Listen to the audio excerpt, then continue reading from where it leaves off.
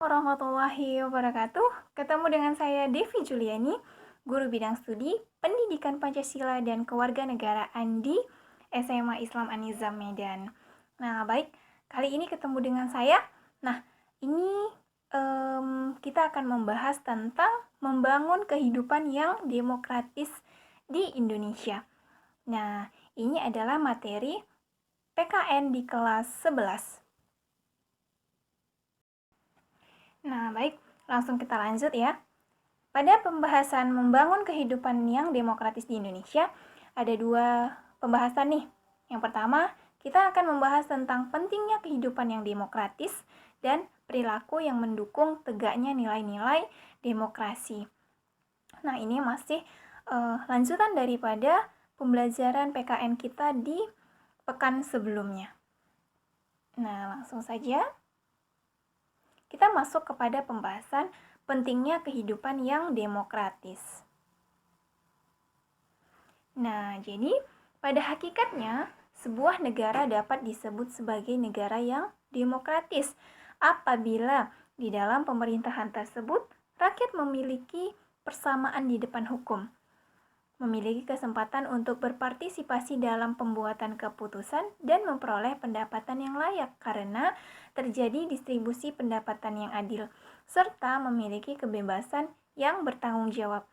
Nah, jadi secara umum atau dalam artian secara umum arti demokratis ini ketika rakyat itu memiliki persamaan, baik itu di depan hukum, kemudian dalam mengemukakan pendapat, dalam berpartisipasi dalam mengambil ataupun membuat keputusan, dan ketika rakyat itu memperoleh pendapatan yang layak karena adanya distribusi pendapatan yang adil. Nah, secara umum bisa diartikan demokratis seperti itu. Oke, kita lanjut. Yang pertama, persamaan kedudukan di muka hukum. Nah, tadi kita membahas pentingnya kehidupan yang demokratis. Yang pertama, persamaan kedudukan di muka hukum. Hukum itu mengatur bagaimana seharusnya penguasa bertindak, bagaimana hak dan kewajiban dari penguasa dan juga rakyatnya. Rakyat memiliki kedudukan yang sama di depan hukum. Nah, artinya hukum harus dijalankan secara adil dan benar. Hukum tidak boleh dipandang bulu. Siapa saja yang bersalah dihukum sesuai ketentuan yang berlaku. Untuk menciptakan hal itu harus ditunjang dengan adanya aparat penegak hukum yang tegas dan bijaksana, bebas dari pengaruh pemerintahan yang berkuasa dan berani menghukum siapa saja yang memang dinyatakan bersalah. Nah, tapi kalau kita lihat nih, bagaimana realita hukum kita di Indonesia. Nah, sangat miris ya kan ketika seorang nenek yang mencuri kayu bakar, nah mungkin sudah tidak asing lagi di telinga kita tentang pemberitaan tersebut. Nah, harus dihukum selama beberapa tahun penjara seperti itu ya kan. Lalu bagaimana dengan para tikus-tikus di pemerintahan? Ya, para pejabat yang menggerogoti uang-uang negara, melakukan korupsi hingga ratusan miliaran, bahkan triliunan, nah itu masih bisa tetap hidup nyaman di dalam penjara. Artinya, belum terlaksanakan ya, atau belum terrealisasi tentang persamaan hukum, persamaan kedudukan di muka hukum. Artinya ini PR untuk kita. Gitu, bagaimana kemudian PR-PR ini bisa diselesaikan untuk kedepannya. Nah, itu yang pertama. Kemudian yang kedua, partisipasi dalam pembuatan keputusan. Nah, dalam negara yang menganut sistem politik demokrasi, kekuasaan tertinggi berada di tangan rakyat dan pemerintahan dijalankan berdasarkan kehendak rakyat. Tapi bagaimana dengan realitanya saat ini? Nah, ternyata masih banyak ya PR-PR kita, khususnya itu di Indonesia, ya, mengenai hukum, kemudian mengenai ya tadi persamaan hukum, persamaan kedudukan di depan hukum, kemudian tentang ya demokratis inilah, kekuasaan tertinggi berada di tangan rakyat. Tapi bagaimana realitanya? Nah, kita bisa lihat sendiri ya kan. Lalu, aspirasi dan kemauan rakyat harus dipenuhi dan pemerintahan dijalankan berdasarkan konstitusi yang merupakan arah dan pedoman dalam melaksanakan kehidupan bernegara. Para pembuat kebijakan memperhatikan seluruh aspirasi rakyat yang berkembang. Kebijakan yang dikeluarkan harus dapat mewakili berbagai keinginan masyarakat yang beragam. Sebagai contoh, ketika rakyat berkeinginan kuat untuk menyampaikan pendapat di muka umum, maka pemerintah dan DPR menetapkan undang-undang yang mengatur penyampaian pendapat di muka umum. Nah, jadi ketika kita lihat hari ini banyak orang yang melakukan demonstrasi. Nah, seluruhan itu ada diatur dalam undang-undang kita di Indonesia. Nah, demonstrasi itu kan salah satu bentuk dari kita menyampaikan aspirasi ataupun pendapat kepada pemerintahan. Nah, sebenarnya itu ya legal, bukan ilegal gitu. Jadi kalau misalkan ada orang yang ngomong nih, ngapain demo-demo gitu ya kan. Nah, jadi sebenarnya demo itu tujuannya bagus untuk menyampaikan aspirasi dan pendapat kita. Tetapi tentunya dalam tanda kutip, demonstrasi yang dilakukan itu ya memang memiliki tujuan yang jelas dan dilakukan sesuai dengan arahan ataupun ketentuan yang ada. Seperti itu, tidak anarkis, tidak arogan. Nah, seperti itu. Ada ketentuan-ketentuannya. Lalu yang ketiga, distribusi pendapatan secara adil. Karena salah satu contoh daripada terlaksananya demokratis itu ya kan, distribusi pendapatan secara adil. Dalam negara demokrasi, semua bidang dijalankan dengan berdasarkan prinsip keadilan, termasuk di dalam bidang ekonomi. Semua warga negara berhak memperoleh pendapatan yang layak. Tapi kalau kita lihat, sudah layakkah seluruh rakyat Indonesia dalam artian pendapatan? Belum. Ya, jadi pemerintah wajib memberikan bantuan kepada fakir dan miskin atau mereka yang berpendapatan rendah. Akhir-akhir ini pemerintah menjalankan program pemberian bantuan langsung tunai. Hal tersebut dilakukan dalam upaya membantu para fakir miskin. Tetapi apakah tadi kalau kita lihat pendapatan rakyat apakah sudah layak? Belum, masih banyak yang tidak layak. Lalu apa peran pemerintah? Ada. Ternyata pemerintah tidak tinggal diam. Ada bantuan kalau masanya SBY itu BLT ya kan, dikenalnya BLT. Nah, kalau sekarang pada masa Presiden Jokowi itu ada seperti kalau untuk bidang kesehatannya itu apa ya? BPJS yang digratiskan seperti itu ya kan, atau kartu KIS kalau kita kenalnya. Kemudian kalau dalam untuk bidang ekonomi itu ada kartu prakerja, di mana ini untuk mendorong ataupun meningkatkan kualitas para pekerja Indonesia seperti itu. Jadi banyak sebenarnya bantuan-bantuan yang telah diberikan pemerintah, namun ternyata realisasinya seperti apa belum merata juga, belum semua kemudian rakyat Indonesia yang seharusnya memiliki hak untuk mendapatkannya akhirnya tidak mendapatkan. Nah, kita lanjut. Pada kesempatan lain, pemerintah terus giat membuka lapangan kerja agar masyarakat dapat memperoleh penghasilan. Dengan program-program tersebut diharapkan terjadi distribusi pendapatan yang adil di antara masyarakat Indonesia. Yang keempat, kebebasan yang bertanggung jawab. Dalam sebuah negara yang demokratis, terdapat 4 kebebasan yang sangat penting, yaitu kebebasan beragama, kebebasan pers, kemudian kebebasan mengeluarkan pendapat, dan kebebasan berkumpul. 4 kebebasan ini merupakan hak asasi manusia yang harus dijamin keberadaannya oleh negara. Makanya semua diatur dalam Undang-Undang Republik Indonesia. Akan tetapi dalam pelaksanaannya mesti bertanggung jawab. Artinya, kebebasan yang dimiliki oleh setiap warga negara tidak boleh bertentangan dengan norma-norma yang berlaku. Dengan kata lain, kebebasan yang dikembangkan adalah kebebasan yang tidak terbatas, yaitu kebebasan yang dibatasi oleh aturan dan kebebasan yang dimiliki orang lain. Nah, ini adalah kebebasan yang bertanggung jawab. Dari penjelasan tadi sudah bisalah kita lihat ya kan bagaimana seharusnya negara demokratis dan bagaimana realita yang terjadi di Indonesia. Nah, apakah Indonesia benar-benar menganut sistem demokrasi? Oke, bisa dijawab masing-masing ya kan. Dari yang tadi kita perlihatkan ataupun kita bahas bagaimana seharusnya negara yang demokratis itu, lalu bagaimana realita yang terjadi yang kita alami di negara Republik Indonesia. Nah, setelah kita memahami karakteristik negara yang demokratis, coba kita bayangkan jika kita tidak diberlakukan sama di depan hukum.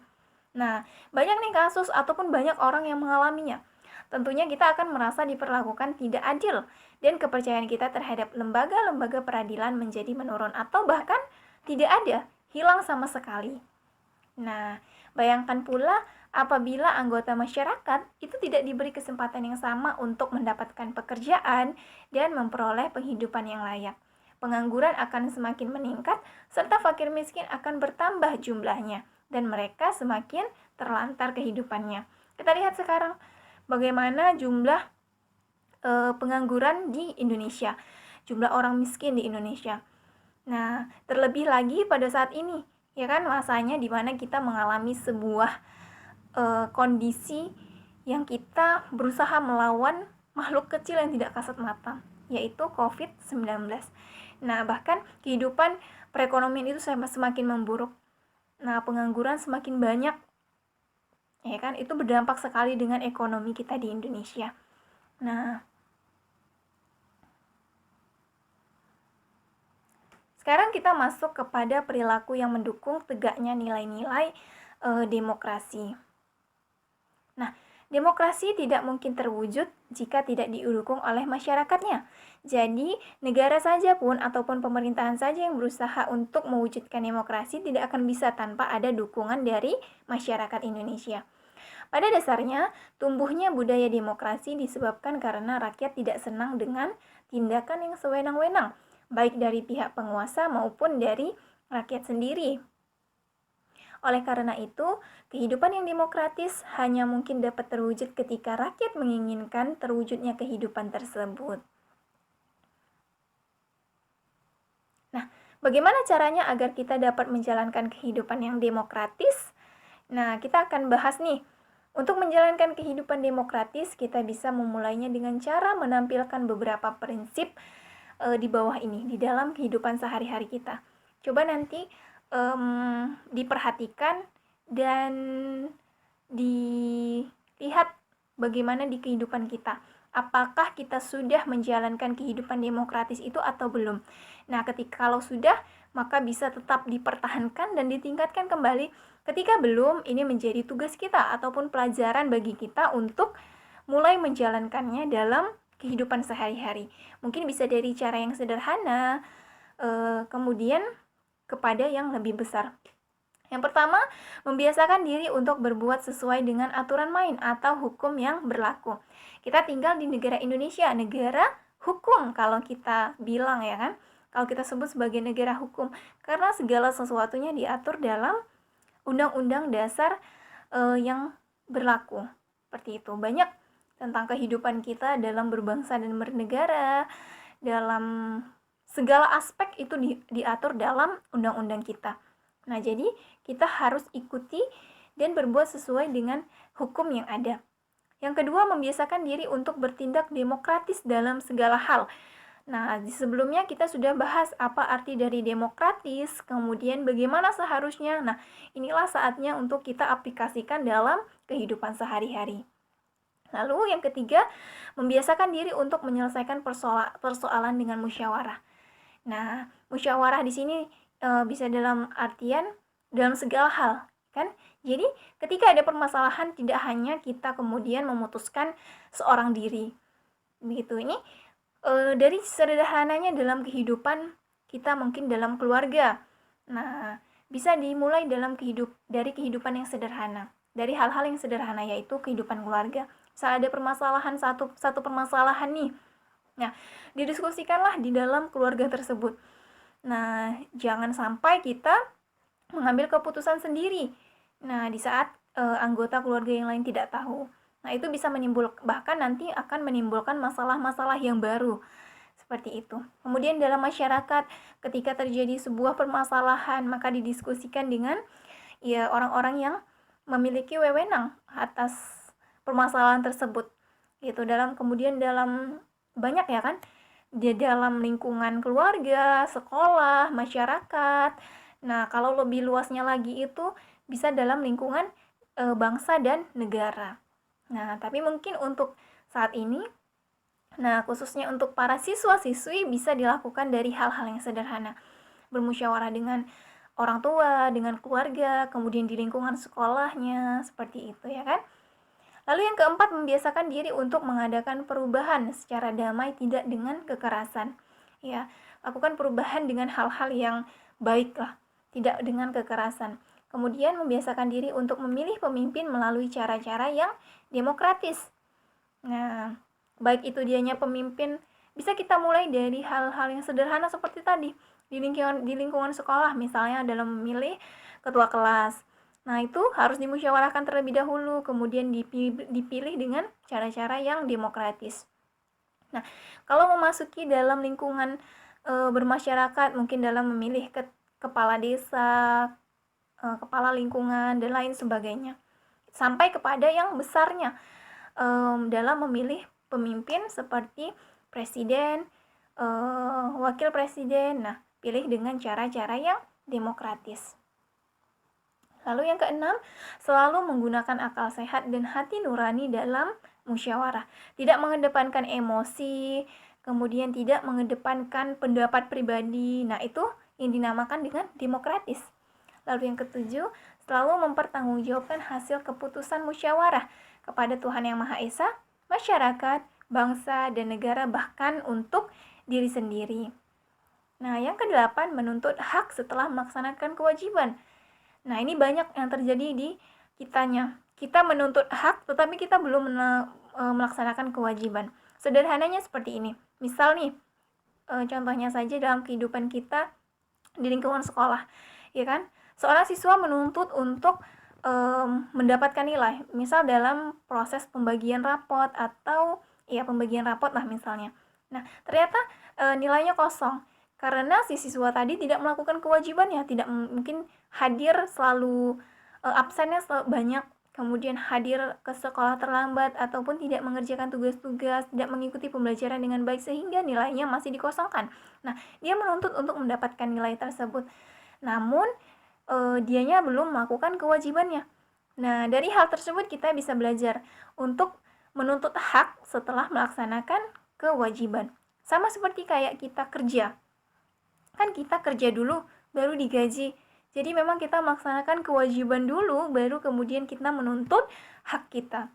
Pastinya kita menuntut hak sesuai dengan kewajiban yang kita lakukan.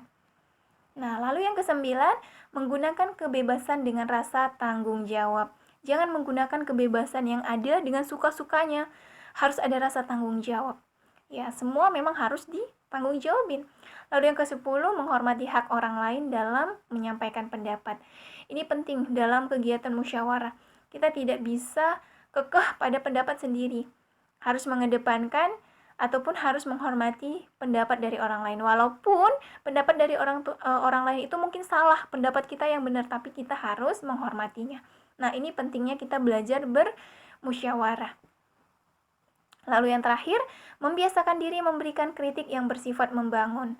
Nah, kebanyakan kalau kita sekarang lihat ya kan, kita berani memberikan kritik, tetapi tidak bersifat membangun, ataupun kita memberikan kritik tanpa ada disertai dengan saran. Nah, biasanya isi-isi kritikan seperti itu adalah kritikan-kritikan yang berusaha untuk menjatuhkan seseorang ataupun sebuah lembaga. Nah, contohnya saja kita lihat bagaimana kemudian di sosial media pada hari ini. Banyak ya kan kritikan terhadap pemerintah. Nah, semoga kita tidak termasuk ke dalam salah satunya. Kalau kita ingin menyampaikan kritik, nggak masalah, terbuka, kita bebas menyampaikan kritik. Itu kan menjadi bagian daripada kebebasan mengeluarkan pendapat. Namun ada hal-hal yang harus diperhatikan, menggunakan bahasa yang sopan, kemudian tidak menghakimi orang lain ataupun tidak menjatuhkan orang lain, dan sifatnya membangun. Kritikan itu bersifat membangun, ada saran yang disertai dengan saran. Nah, kenapa kemudian kalau di sebuah tulisan-tulisan gitu ya kan, atau makalah, kritik dan saran, nggak pernah kritik aja. Nah, ketika ada kritik harus ada saran. Yang pastinya kritik itu membangun lah. Itu. Jadi hari ini kita sudah belajar bagaimana seharusnya negara yang demokratis dan rakyat yang harus menjalankan demokrasi itu gitu ya kan. Jangan menjadi salah satu di antara orang-orang yang sering melakukan kritik, namun kritik yang tidak baik. menggunakan bahasa yang sesukanya, kemudian kritik yang berusaha untuk menjatuhkan orang lain gitu. Sampaikanlah kritik dengan benar dan bersifat membangun. Nah, oke baik, itulah materi pembelajaran kita pada hari ini yang berjudul Membangun Kehidupan yang Demokratis. Semoga kita bisa mengambil pembelajaran daripada video pembelajaran kali ini. Ada banyak ya kan, bagaimana kita diajarkan untuk bermusyawarah, bermufakat, lalu kemudian menjadi rakyat yang demokratis pastinya. Semoga bermanfaat dan jangan lupa kalau misalkan video ini bermanfaat untuk kamu, silahkan like, komen, dan subscribe akun channel YouTube daripada SMA Islam An-Nizam Medan. Nah, ada banyak video-video pembelajaran lainnya yang bisa kalian cek di channel YouTube SMAI An-Nizam. Nah, pastinya video-video pembelajaran yang kreatif, inovatif, dan penuh dengan ilmu-ilmu yang baru. Nah, oke, baik, sampai sini saja perjumpaan kita pada video pembelajaran kali ini. Sampai jumpa di video-video pembelajaran selanjutnya. Wassalamualaikum warahmatullahi wabarakatuh.